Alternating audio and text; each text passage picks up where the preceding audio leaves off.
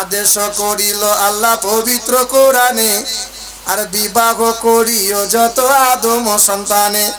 আরে কোরআনে আদেশ আল্লাহ যদি না করিত, আরে মানুষের বংশ সব ধ্বংস হয়ে যেত। কিন্তু হাই বর্তমানে হইতেছে এমন, বেটির বিয়েতে বেটার বাপ নিচ্ছে কত পণ। কেউ বা নিচ্ছে সোনা দানা, কেউ বা টাকা করি, আরে কেউ বা নিচ্ছে জমি জায়গা, কেউ বা নিচ্ছে বাড়ি।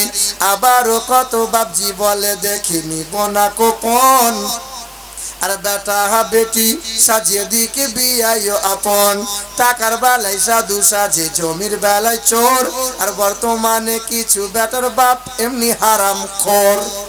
রাগ করিয়েন না, আমি জানি দ্বিতীয় বছর আর ডাকবে না। ছেলের বাপ যারা নিয়ে ফেলেছে এরা তো আর চাঁদা দেবে না।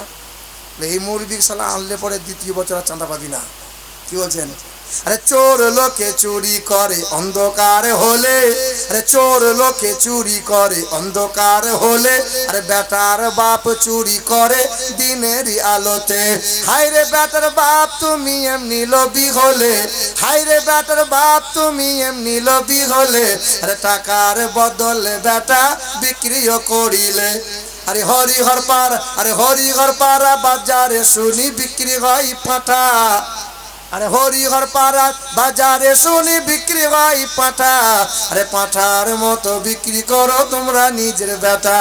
আরে তোমার জন্য কত নারী বিষ পান করে, আরে কত নারী গলায় দড়ি দিয়ে ঝুলে মরে।